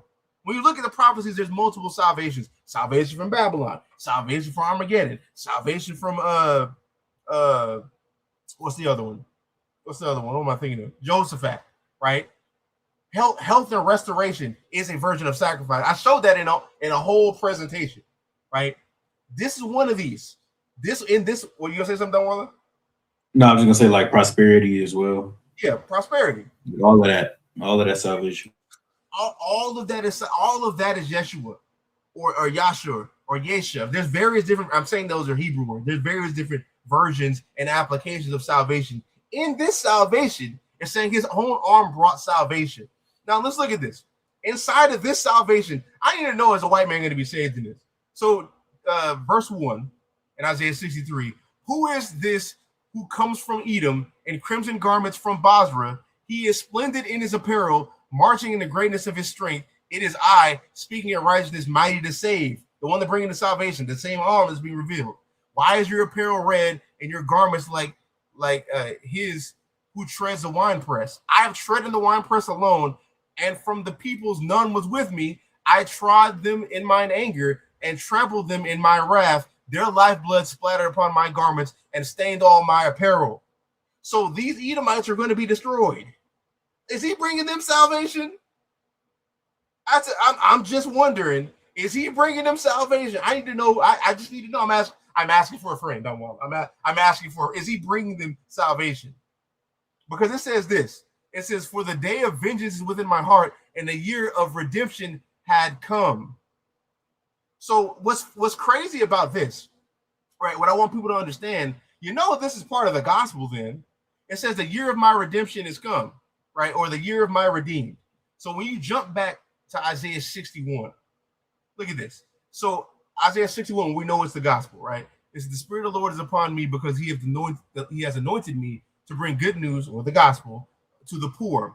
He has sent me to bind up the brokenhearted, to proclaim liberty to the captives, and the opening of the prison to them that are bound, to proclaim the year of the Lord's favor and the day of vengeance of our God, to comfort all that mourn, to grant to those who mourn in Zion. So this right here, part of this restoration, the gospel, right, is that the Edomites be destroyed. If we add this with Isaiah 63. So for some reason, and I say this to Jim Green, and he's gonna get his either Friday or Saturday morning, right? For that BS, him kicking me off his channel, right? So if this gospel we read in the prophets that Paul got his gospel from, right? If salvation through the gospels for everybody, why are the Edomites being destroyed in it? Why is it a day of the Lord's redeemed and it's sent to Zion? And the day of vengeance of his God, which is attributed to the destruction of Edom. They're not the only ones, but it's attributed to them. But salvation for them? No, we're not doing it. Romans 1 and 16, trying to say that means Paul's extending the gospel to everybody. That is against prophecy. That understanding is against prophecy. That's not what it can't either he means it like how you says, and now he's lying on God in the prophecy, or he's speaking according to the prophecy. I'm gonna let you be the judge on that one. I will allow you to be the judge on that one, right? Let me get one more. I'm gonna read this in the Amplified. Ecclesiastes 5, verse 8. Yeah, and I got a precept after this too. Here, go ahead with yours. Go with yours. You can pull it on screen or we'll just read it. I'm pulling on screen. Yeah, get that Lamentations 4:17. I don't know why. That's all I've been thinking about. That's all I've been thinking about watching these videos. So I'll read it. It's Lamentations 4:17. It says, "Our eyes failed, ever watching vainly for help. In our watching, we watched for a nation that could not save us. They dogged our steps so that we could not walk in our streets. Our end drew near, our days were numbered, for our end had come." Bro, that's nobody but Jake, bro. Like, nobody can truly relate to them two verses except for Blacks, Hispanics, and Native Americans. Literally. Like we watch for a like even in the video that you shown, what the girl said at the end, she said, "Just why we gotta vote. We've been voting for 200 plus years, man." Like, we've been voting. We marched so that our vote could matter. We got into positions of politics. Hell, we had a quote unquote Black president, quote unquote. And what happened to our community? Nothing. If anything, is as if tragedies multiplied. Like, only Blacks and Hispanics, man, can truly like understand the pain and the trauma that our community goes through. And we've been akin to this all the way back during the times of Moses and King David and Yahweh Shah. Like, this is nothing new, man. This is why, like, us as Israelites, we have to stop trying to save everybody else and focus on getting back to our God so that we can save ourselves. Otherwise, man, I mean, this is just a common occurrence. It's a common occurrence, man. We got to get out of here. Yeah, we have to get, we literally have to get out of here because this is bad, bro. I'm not gonna hold you. It just continues. It just continues to just. Oh, look at this. They just said Karmelo Anthony's GoFundMe just got deleted. Imagine that. Wow. Imagine that. Wow. Yeah, bro. And who's surprised by that one? I'm looking just at that devils, later. Bro. Just devils. These bro, you we're know dealing with devils. What's crazy about what you shared in Lamentations 4? Lamentations is Jeremiah lamenting what's happening to Israel when Babylon's taking them over. Mm-hmm. That's why we can respond and relate to this, because we're in this new Babylon. We're in this new Babylon. We're literally living this out. We're walking this out. So they dogged our like that's lit. This cold in the ESV. I wonder what the ESV said. That's cold. Oh, it just says the Honda. It just says the same thing KGB said. I don't know. The ESV kind of did that one a little better. They dogged their steps. Yeah. They dogged their steps. That was crazy. Yeah. That was crazy verbiage. Look at this. Ecclesiastes 5 and 8. Right. I'm reading this in Amplified. Let me read this in Amplified Bible. There you go. Right. If you see the oppression of the poor and denial of justice and righteousness in a province, do not be shocked at the sight of corruption, for a higher official watches over another official, and there are higher ones overlooking them, looking out for one another. And that's what they do. They look out. We shouldn't even be surprised by this, because that's who they are. They're crooked people. What the Lord has made crooked, nobody can make straight. The Lord made them crooked, and they will look out for each other. And that's important. From what I'm about to go into in a minute, after we see this man say what he's about to say, you about to see them look out for each other. Watch. Just watch. And we're just gonna, Connell, stay with us. Yep. As the crowd kind of goes this way, we're just gonna. Statement that'll put some more context. So that I can be able to. On the Karmelo Anthony side, just out of the courthouse. All right, go ahead, X. Sorry, brother. So that I can be able to. I'm gonna duck down.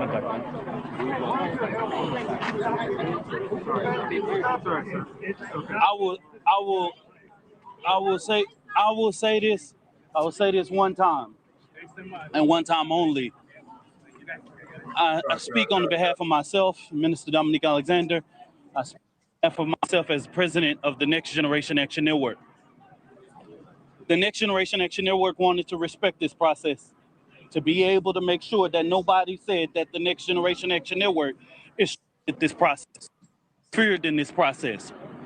But what? Also, that's not me. That's their clip because they're cutting this from the live. So I guess their signal went out a little bit. So it's gonna do that a few times. This process did is shown that Black lives do not matter in Collin County. It showed us that time and time in American history, it has shown emotions.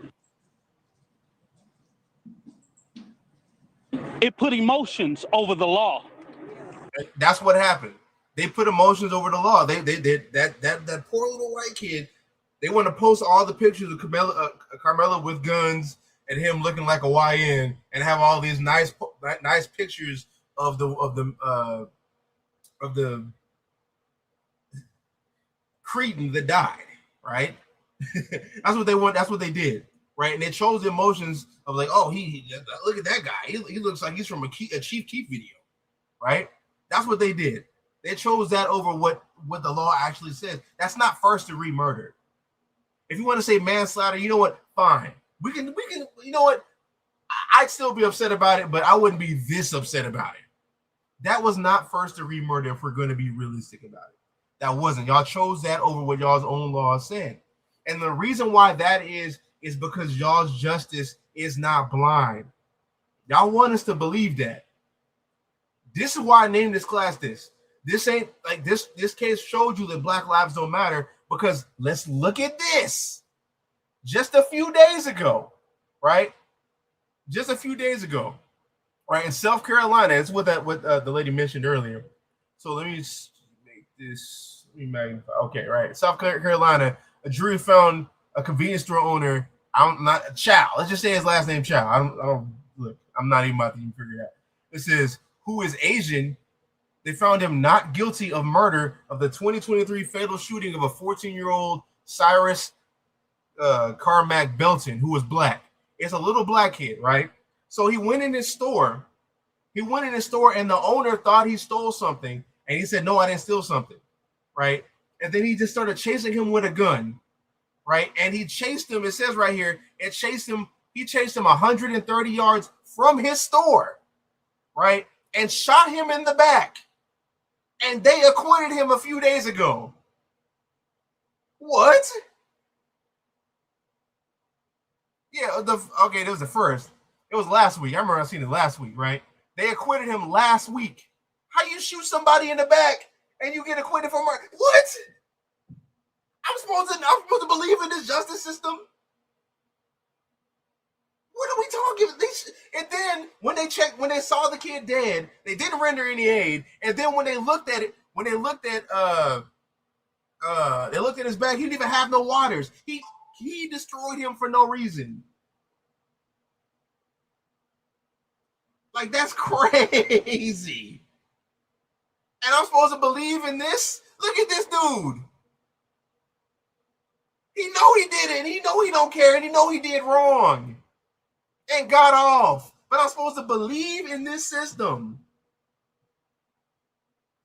That's what I'll be talking about. Like, y'all want me to believe that these goyim, these Gentiles, these F9 can get deliverance when they can kill Israel and get away from it and live the rest of their life probably getting financial gain from it. Kyle Rittenhouse did it.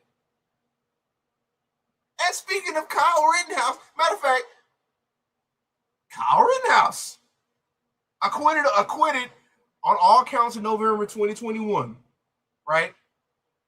After a jury in Kenosha, Wisconsin, determined he acted in self-defense during an August 2020 protest, the trial received intense national scrutiny, highlighting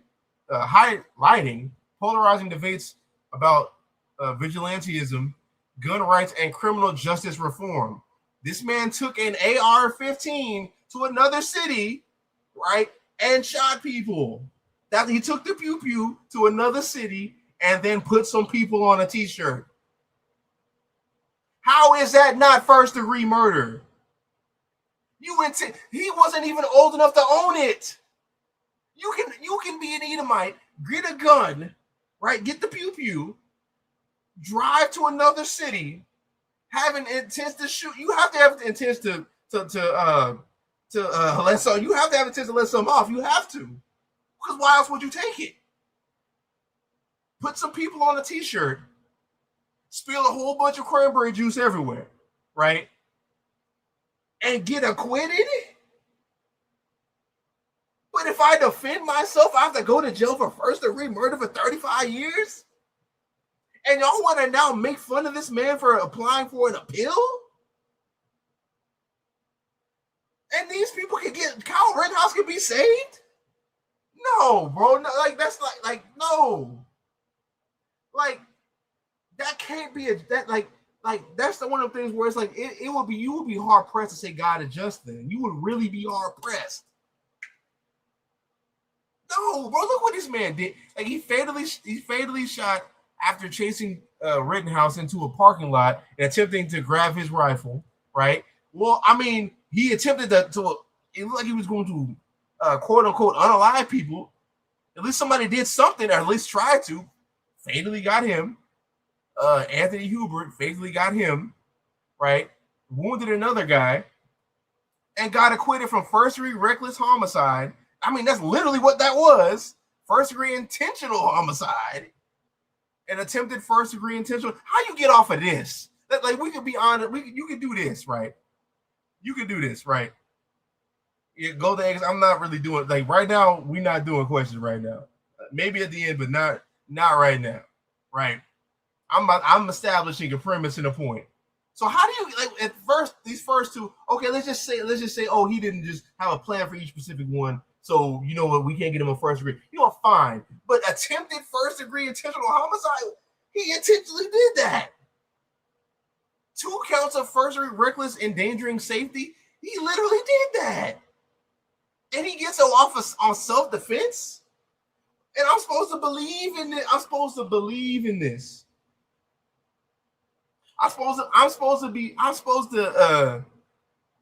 in America. You know, it's built on Bible ideologies, apparently, but they don't even believe in Jesus.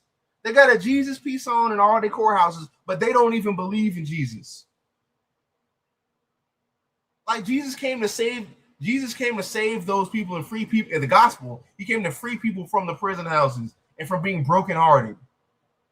You're creating broken hearts. You're creating violence. You destroy the earth. I'm supposed to believe in this? Look at this, right? Because they'll be like, okay, that's not Texas. Oh, they'll say that's not Texas. That's not, it's not equivalent. Like, you're talking about guns, we're talking about stabbing people. No, it's crazy you say that, because a few years ago, what is this? Oh, last year in Belton, Texas, not too far away from my hometown, right? Casey Allison gets maximum sentence of 10 years. Right now, they try to drum it up to make it seem like, oh, they really threw the book at it, right? 10 years for deadly stabbing at Belton High School, right? Casey Allison convicted of criminally negligent homicide by a jury in April following the death of a fellow student, Joe Ramirez, at Belton High School, Hispanic man, right? It says Casey Allison was sentenced to 10 years in prison Tuesday for the deadly stabbing of Joe Ramirez, marking the conclusion of a high-profile case that has deeply impacted the Belton community. The Ramirez side of the courtroom erupted in applause once the Judge Faulkner read the sentencing. Right? I want to show y'all this though. Look what they gave him. He did the same. He literally on camera, and all the people seeing it on camera. Him unalive somebody with a blade, right? And look what they gave him: criminally negligent homicide, maximum 10 years. What? But I'm supposed to believe justice is. I'm supposed to believe this right here.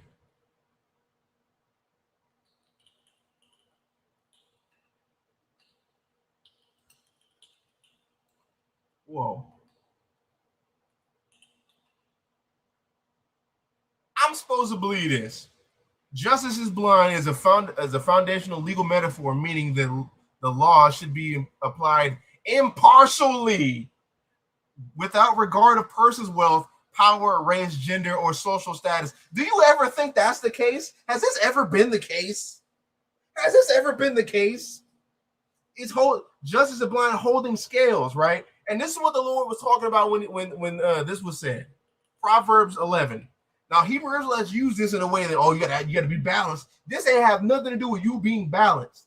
This has everything to do with judgment.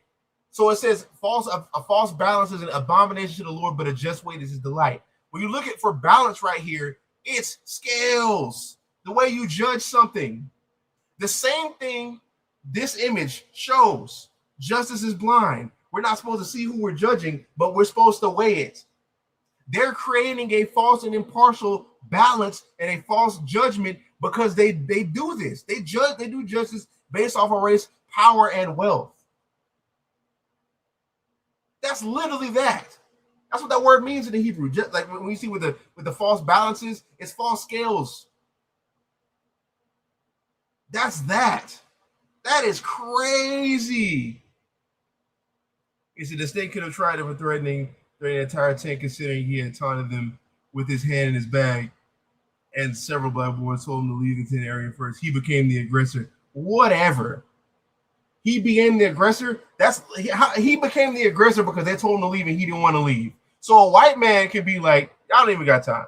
A white man said, you don't have the right to be here, so you have to just immediately leave. What was his authority?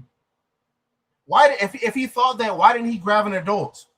That's when he became so a white man could just say, I don't have the right to be here, and now I'm an aggressor to him. He put his hands on him and jumped him with 3 other people. But he became an aggressor. How about you look into what actually happened instead of just watching MAGA Marmalade Fox News? This is why I don't like these people. You have to find out, right? You're gonna find out, and all of our people who want to join into these people, right? You're going to find out. Because Christ said, nation will rise up against nation, kingdom against kingdom. Kingdom against kingdom is talking about wars, places of authority against other places of authority. Now, when he said nation against nation is ethnos against ethnos. That's where you get races from. So all y'all want to join unto them and think they're your friends and think that they're gonna that Cooper and Brody is really going to love you in the end. You're gonna have to find out. You're gonna have to find out. And what's funny is I was talking to one of the elders of my job, and he said that too, right? He said no matter how much raccooning you do for them, they will never love you. And I found that out the hard way. That's what our people are. That's what our people do. So he became an aggressor because they told you have to leave. Like, what do we like? Get the fuck like that? Like it killed me though. It kills me. So we talk about the case in Allen. So let's talk about some more in Texas. Ex-Fort Worth cop sentenced to nearly 12 years for manslaughter of Tatiana Jefferson. Right, a jury found Aaron Dean guilty of manslaughter last week for the fatal shooting of Jefferson, a 28-year-old black woman, while she was babysitting her nephew in her family home. They did a wellness check, and he ran up to the window and blasted her away. How is that not premeditated? Why would you even do that? Did she become the aggressor? Did she become the aggressor by just chilling in the house? That's what I mean. That's why I don't have time for you people who say that BS. This is Texas, right? We seen that other white kid get off on criminally negligent homicide, 10 years, right? Which was something that was literally first degree, right? That's less than the 35 that Karmelo got. This cop who's supposed to be held to a higher standard unalive a Tatiana Jefferson in her house for just chilling. And you know what Fox News said? Well, maybe she was out there with a gun and maybe she threatened the officer in her house chilling. Or you banging on the windows, acting like somebody trying to break in the house. and he gets 12 years. That's less than half the amount of time that Karmelo got.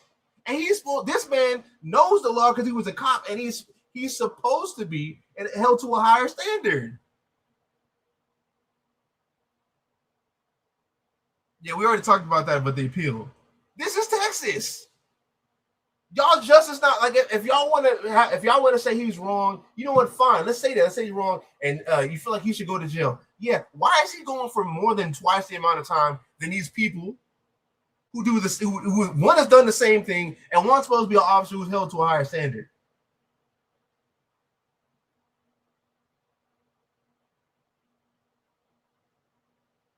Like this, that's why I don't have time. I don't have time for you salvation for all niggas. And also, conveniently enough, where have y'all been at during this? Where's y'all's breakdowns during this? Where have you been? It's okay, right? I know you can't let it. It's like, first of all, pause, right? you showed up tardy to the party, right? Where is this? Where is y'all outraged for this? Let's continue more in Dallas. This happened when I first came to Dallas to go to be a part of the Sakari camp. We was up there during this what is it, Southside Flats? I was there for the first 5 days after this unaliving happened. Out there talking to people holding camp. Let's talk about the murder of Botham Jim John, right? On the night of September 6, 2018, 26-year-old accountant Botham John was murdered in Dallas, Texas by off-duty Dallas Police Department patrol officer Amber Geiger, who entered Gene's apartment and fatally shot him. She walked in his house and just unalived the dude. She said, "Oh, she believed it was her house, so the first thing she did is just unalive him." You go look on Fox News. You go look on the media in Dallas. Well, she was tired. She had a long shift. What?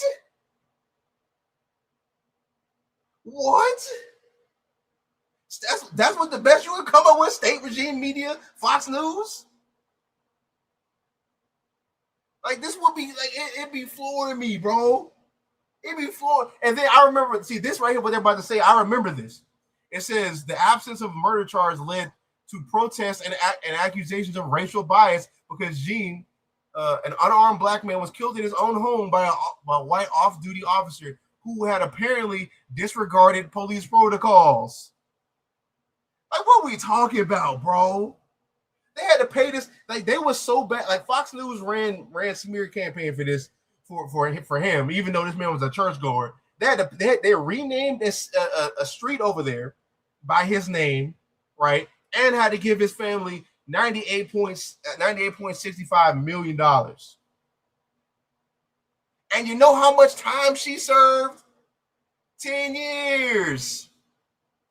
And look, it was upgraded to murder because of the amount of outrage. And she only got 10 years? But Karmelo gets 35 years. This is Texas. The last three of these that I've shown you is Texas.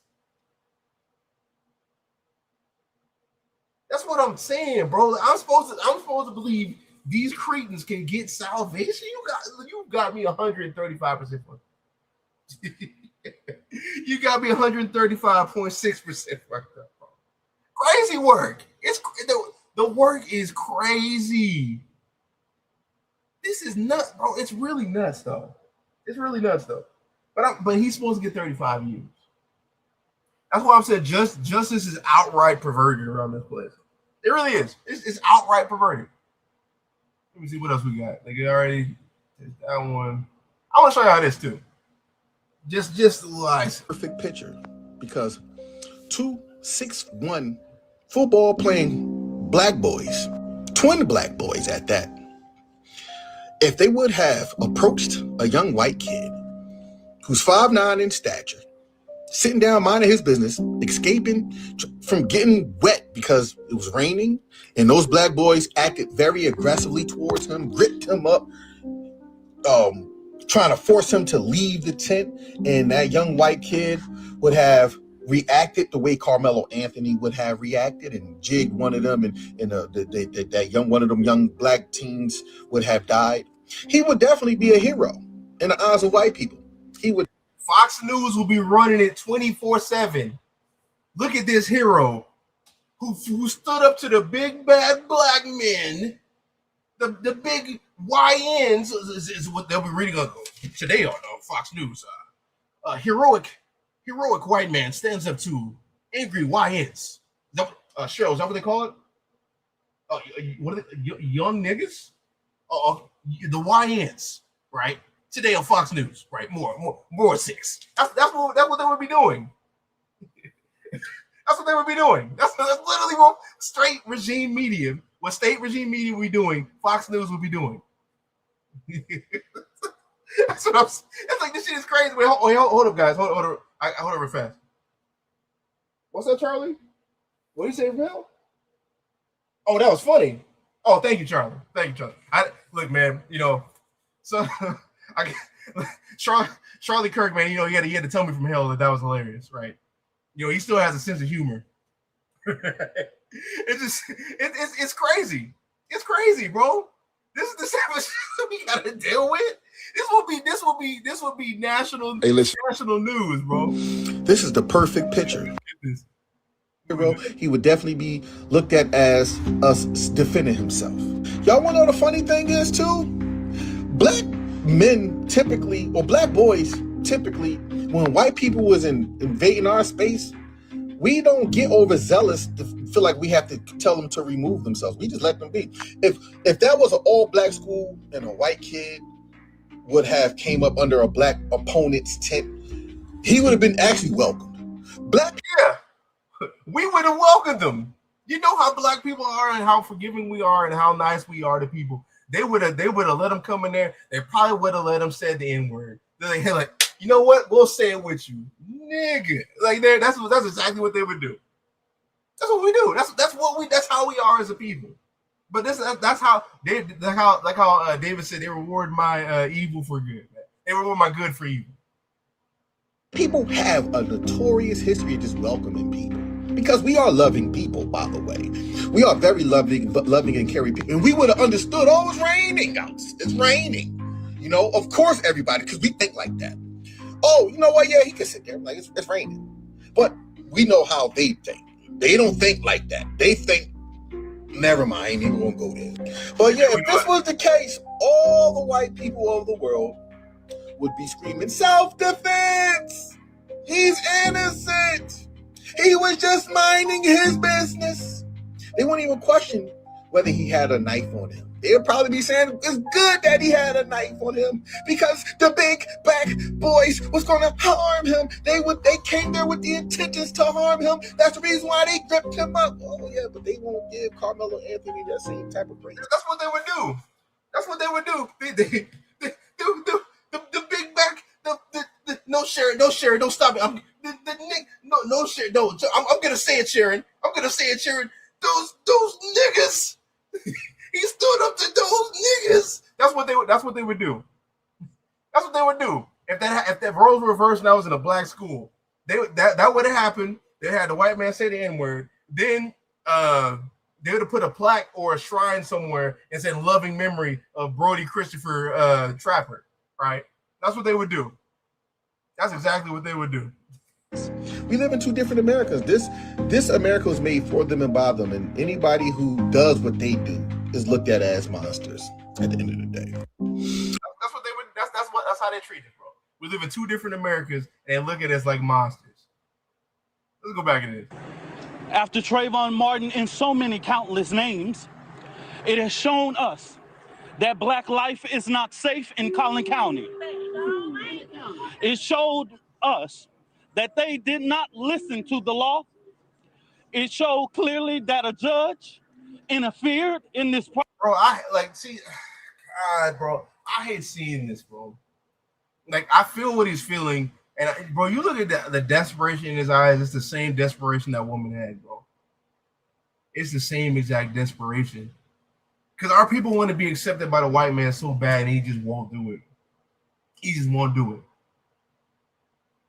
Right? He just won't. And that, see, now I'm gonna tell this story. Let's see. Don't want to tell this story. Do I want to tell this story? Do I want to tell this story, bro? Fuck it. All right, I'm gonna tell the story. So I used to work at HEB. Anybody who lives in Texas knows what a HEB is. It's like the second biggest grocery store in the world, like not the world, in America, and it's actually only in Texas. Like one of the greatest grocery stores ever. I'll say that. And I used to work in the produce department, and my manager, he was a white dude. He'd always do racist things. This is before I came into. This is like I would say a month or two before I came into the.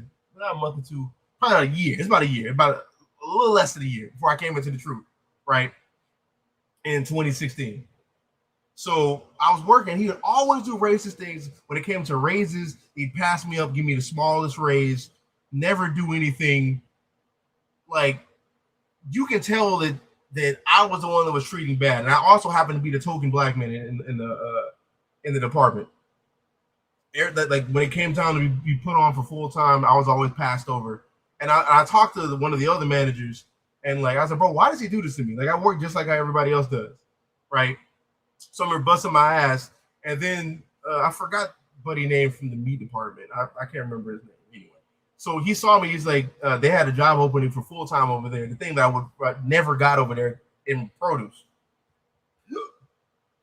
So you look in the meat department, it's nothing but black folks. The only white folks, like 2 or 3, and the manager's black too, right? Nothing but niggas, right? Way better atmosphere. He saw me. He said, "Hey man, you apply for the job, right?" I said, "Yeah, bro." He said, "You ain't even got an interview. You can come on over here. I see how much work you do." And I was like, "Damn!" I went over there. I was accepted day one. Day one. When I was over there, I was getting raises semi-annually, about almost $1, if not $1, right? In comparison to these small ass raises I got in produce. And and right after that happened, I came into the truth and I understood it. When somebody told me that these people are the devil, that's what showed me that. That's what showed, no matter what I did over there, a good thing I did, the credit would go to somebody else, or they wouldn't care about it, even though I put as much work in comparison to the other Edomites around me. Nothing I ever did was enough. And I go over there to my people, and I'm welcomed. I got raises. They treated me like their own, right? And I loved it. I loved it, right? And when that happened, like right after that, somebody showed me a video. I forget, it was like it's like an IUIC video and General Richard video and a Sakari video. And I was like, you know what? This is the truth. Because that was my actual lived experience. And when I finally moved around my people, I began to love my people even more. Right. And that's the type of mind state. Right. I say all of that to say that's the type of mind state we need to have.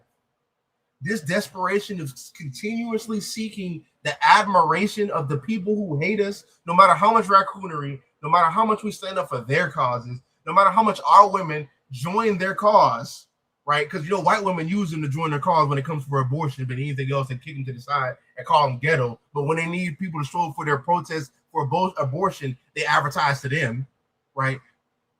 All of that raccoonery, if we just stop doing that and focus on ourselves, this will end. That's the lesson that we continuously never learn. That if we band together as a people, like I'm not even saying like, oh, just go ahead and rebel against the government, because I mean that's gonna topple by itself. You look at who's in charge. You got this big dummy in charge. So we're talking about, y'all gotta think about this, right? I pay attention to geopolitics, right? I watch the news literally every day. If you ask my wife, she gets mad that after I get off of these live streams, I turn on all hell is broken loose and watch geopolitics, and then probably play some video games and then go to sleep, right? But I pay attention to geopolitics. We're seeking admiration from a people who's literally physically attacking Iran and calling them self-defense strikes. They're claiming self-defense while invading and attacking a nation.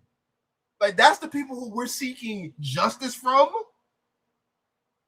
When we stop doing that and learn this lesson that they don't care about us and care about our own, that's when we will be delivered from this place. That's when this will stop. That's when the accuser of our brethren will be cast down.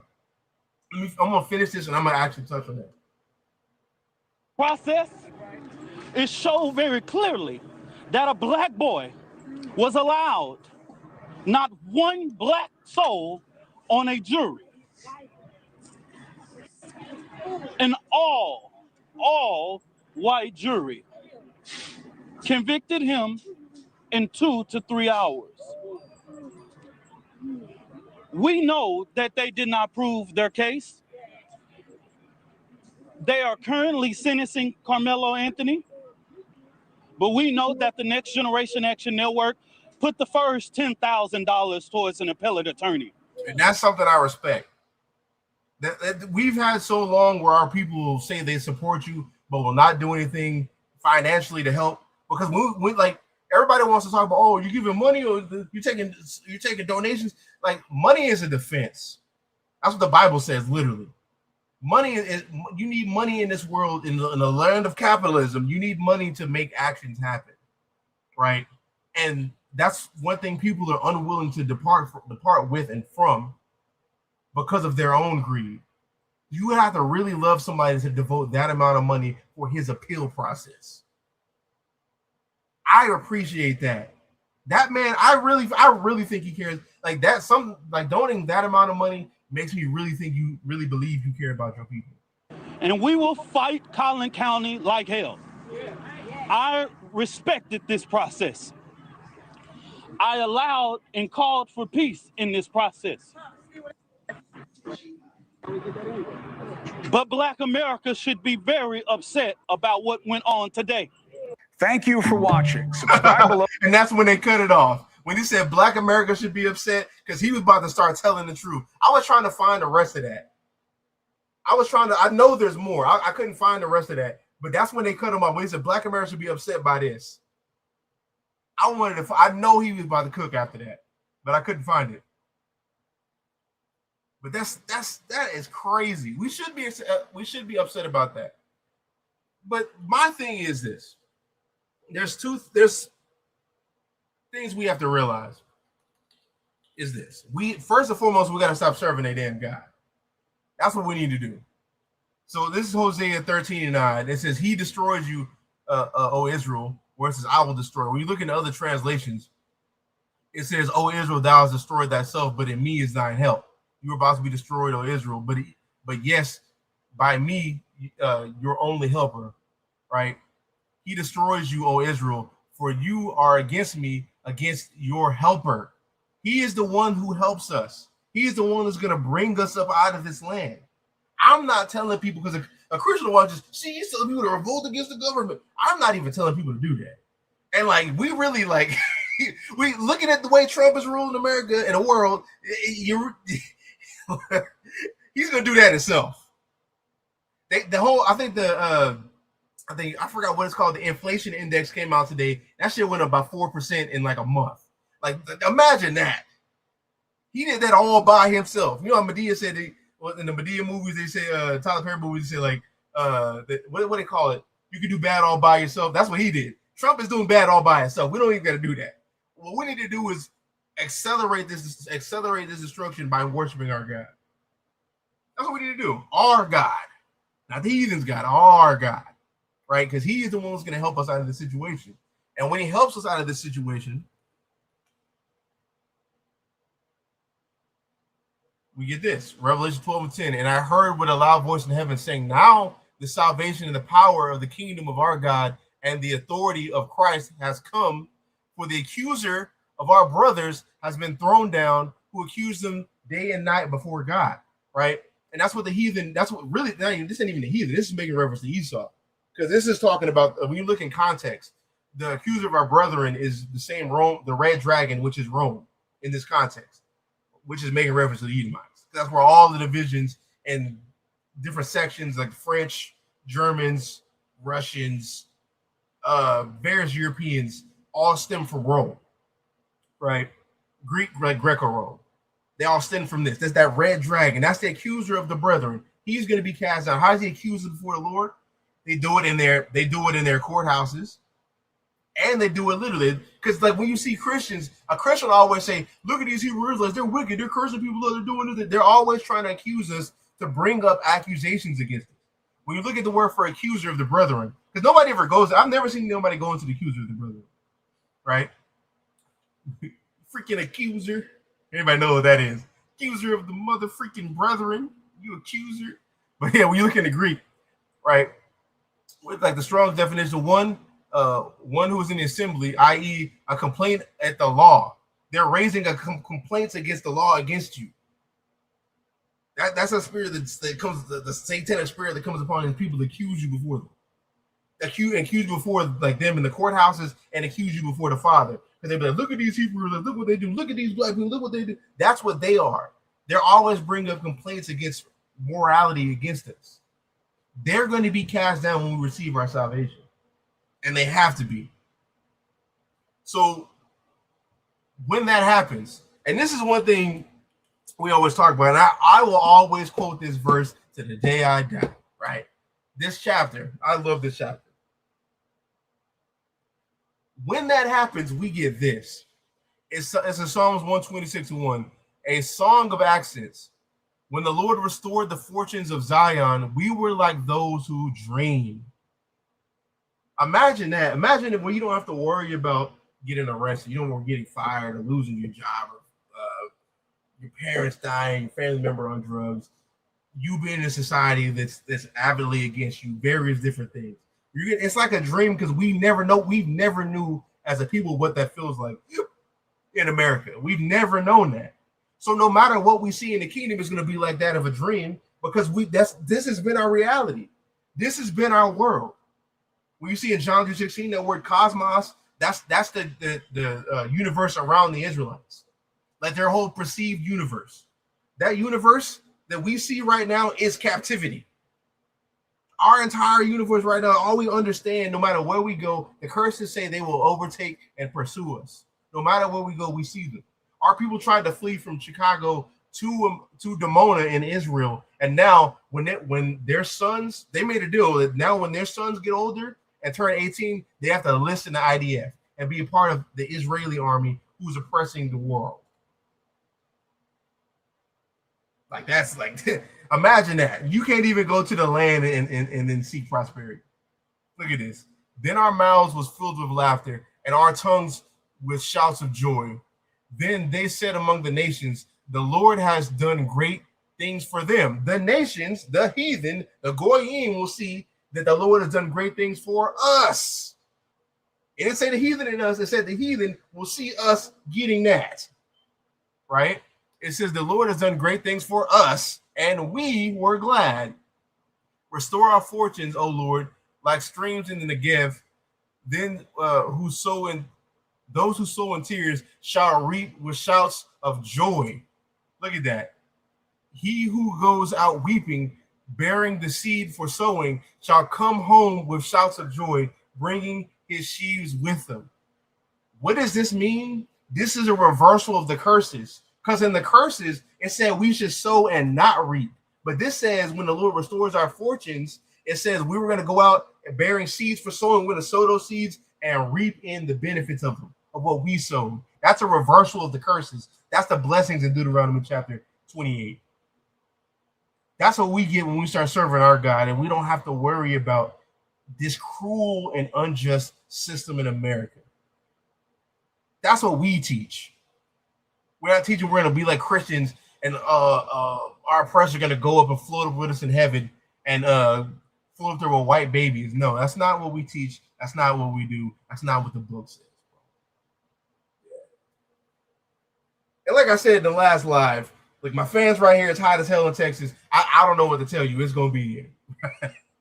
It's going to be here. But, with that, I'm pretty much going to close up. So I'm saying, like the video, like if you haven't liked the video, because supporting, like I said earlier, like supporting, it's if it be on your heart, support. But if you can't do that, at least hit that like button. That helps us in the algorithm so that other people can see this video and be edified by it. Right? Hit the share button. Send this to your family member. Then, if it be on your heart, leave a super chat or super thanks if you're seeing this in the future. If you want to support us directly without giving Esau your money through YouTube, because when you super chat, Esau takes a gigantic chunk of that. You can cash app us directly to Masada DTX. What else I got? Oh yeah, don't forget, if you want to be a part of the Masada Rebellion community, all you got to do is hit the membership tab on any tier. You'll get the link for that immediately. What else? We just finished the whole book of John. That was a great lesson. Multiple lessons. Actually, some breakdowns actually came out in that made me rethink a little bit of things. Also, what else? Oh, like I said, I know y'all know. We'll hold up. We gotta bring it back. So this right here. Where is this at?